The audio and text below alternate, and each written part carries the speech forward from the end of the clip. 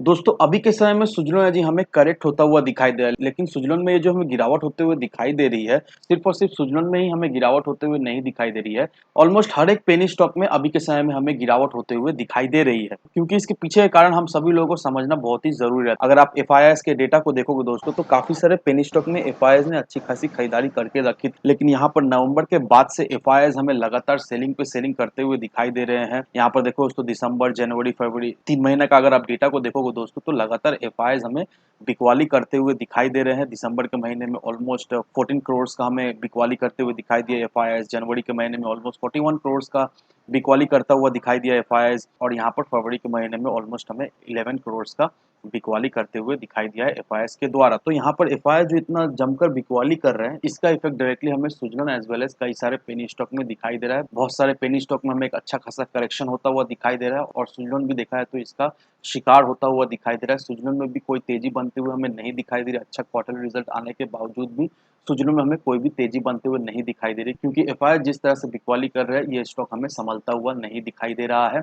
एफआईआईएस का अच्छा खासा होल्डिंग्स भी हमें सुजलन में दिखाई दे रहा है। अब यहाँ पर कुछ इंपॉर्टेंट अपडेट सामने निकल कर आई है। अब यहाँ पर इस आर्टिकल को देखो दोस्तों, यहाँ पर देखो, Tata power renewable energy announce completion of capital infusion worth rupees 4,000 crore rupees. अब यहाँ पर टाटा पावर का जो सब्सिडरी है, टाटा पावर रिन्यूएबल एनर्जी, इसने green forest new energies Bytco से 2,000 करोड़ रुपीज का सेकेंड और फाइनल राउंड इन्वेस्टमेंट जो है वो उठा लिया है।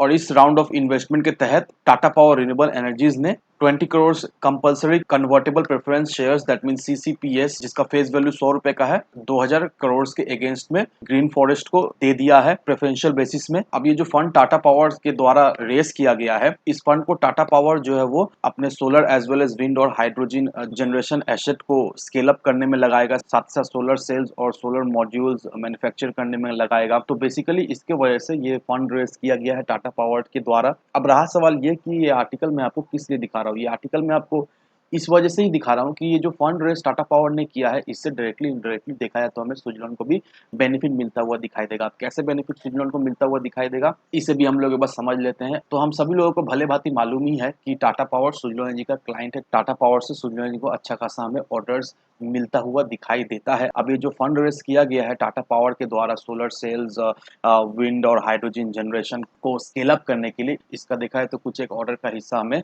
सुजलोन को मिलता हुआ दिखाई देगा, क्योंकि टाटा पावर और सुजलोन का बहुत पुराना रिश्ता है। टाटा पावर सुजलोन का एक एग्जिस्टिंग क्लाइंट भी है। अब यहाँ पर एक बहुत ही बेहतरीन अपडेट भी सामने निकल कर आया है। यहाँ पर देखो दोस्तों, इंडिया और डेनमार्क एक एफिशिएंट रिन्यूएबल एनर्जी सिस्टम के ऊपर काम कर रहा है। अब यहाँ पर इंडिया और डेनमार्क ने एक ग्रीन स्ट्रेटेजिक पार्टनरशिप साइन किया है, और इस पार्टनरशिप के द्वारा इंडिया और Denmark green hydrogen as well as offshore wind energy के ऊपर रिसर्च करने वाला है, ताकि इसको स्केल अप किया जाए। और इस पार्टनरशिप के द्वारा देखा जाए तो टेक्नोलॉजीज भी हमें एक्सचेंज होता हुआ दिखाई देगा, जिससे देखा है तो आने वाले समय में इंडिया को अच्छा खासा हमें बेनिफिट मिलता हुआ दिखाई देगा ही देगा। और G20 समिट में ये तो क्लियरिफाई हो ही गया है कि इंडिया का क्या विजन है, इंडिया का क्या मिशन है। ग्रीन हाइड्रोजन एनर्जी को जल्द से जल्द काम में लाया जाए, और इसके लिए सरकार पूरी तरीके से कोशिश कर रही है, as well as offshore wind energy को भी बढ़ावा दिया जा रहा है, जिससे देखा जाए तो आने वाले समय में सुजलोन को एक अच्छा खासा हमें बेनिफिट मिलता हुआ दिखाई देगा।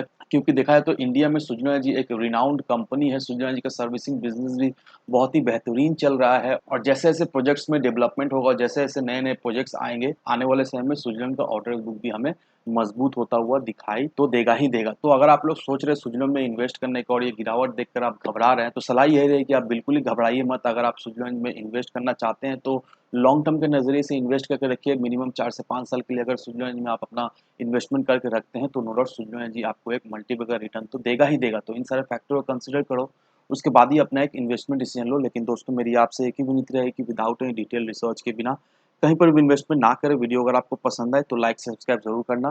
तो चलिए फ्रेंड्स, मिलते हैं हम अगले वीडियो में।